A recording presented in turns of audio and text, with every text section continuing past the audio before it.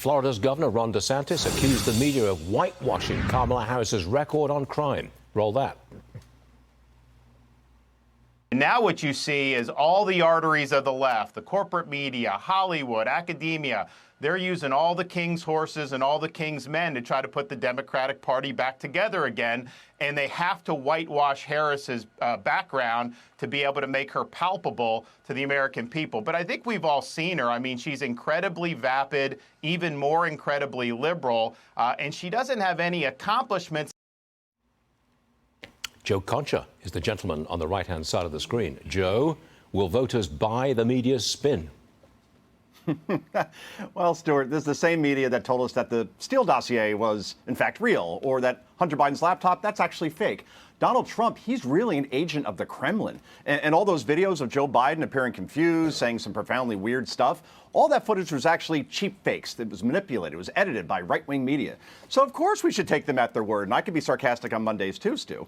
And hear from them, for example, that Kamala Harris actually wasn't in charge of the border. But if you were to grade her performance, anybody objective would say that she gets below an F- on that. So they're trying to pretend that she was never responsible for it when it's all there in writing. It's all there in Joe Biden's words and Kamala Harris's own words. She was in charge of the border. She was the border czar. She's performed horribly on it. It's a top 2 issue in this campaign. And all the media spin in the world ain't going to change that. The trouble is the media is monolithic, almost monolithic.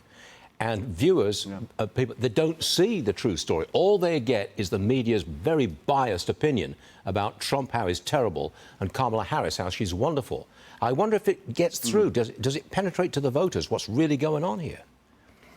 I think social media serves as a nice equalizer, Stu, where you could get information besides from ABC, CBS, CNN, NBC, and so on.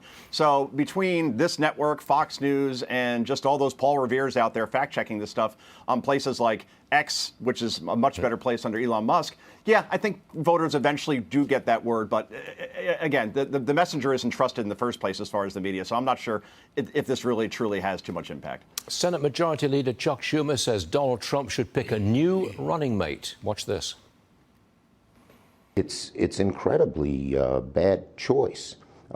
I think Donald Trump, I know him, and he's probably sitting and watching the TV, and every day it comes out Vance has done something more extreme, more weird, more erratic. Vance seems to be more erratic and more extreme than President Trump. And I'll bet President Trump is sitting there scratching his head and wondering, why did I pick this guy?